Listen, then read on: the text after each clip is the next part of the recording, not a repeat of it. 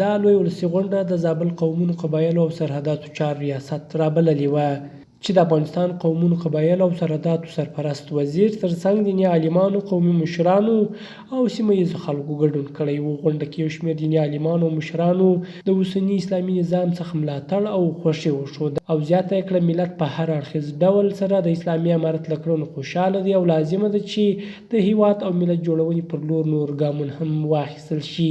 امارت له ځانه سره لوړې بریاوې لري. تاسې زه به دوه درو ته اشاره وکوم. د افغاني ارزښت یې وساتئ.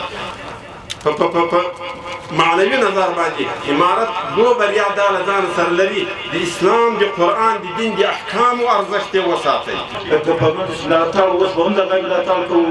د امارت لپاره شفاعت غواړو، شفقت غواړو، په شیراز ژوند غواړو، په شیراز باندې مرګ غواړو. دا ورځ بیا ناوخته راځي. ما درته وویل ما اته څلوېښت کاله چې موږ جګړې وکړې موږ هېڅ وشکو تېرې کړې دي. د عیال څه بې څه بچوله مجاهد دې په ساتئ. دا د سپینو ژړو زیار و.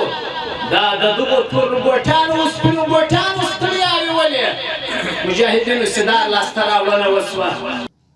د افغانستان د قومونو قبایلو او سرحداتو وزارت سرپرست مولوي نورالله نوري د زابلیانو له ملاتړ څخه مننه وکړه او زیاته یې کړه چې د اسلامي امارت راتګ پر افغانستان د لوی خدای جل جلاله احسان او موږ یې باید شکر ادا کړو.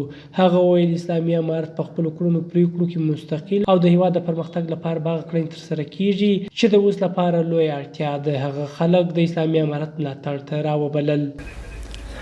د افغانستان مجاهدینو، د افغانستان د اسلامي امارت رهبري په ټولو فیصلو کارنامو کې حر او مستقل ده.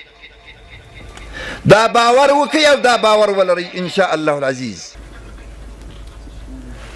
قسم په الله درته کوم که یوه کلمه، یوه جمله، یو حرف پټ موږ د ځمکې پر مخ له هېڅ چا سره لرو. زابلیانو له جهادي مبارزې تر اوسه د اسلامي امارت سره د ملاتړ برخه کې خپله پوره ونډه ثابته کړې او لا به هم دوام ورکوي.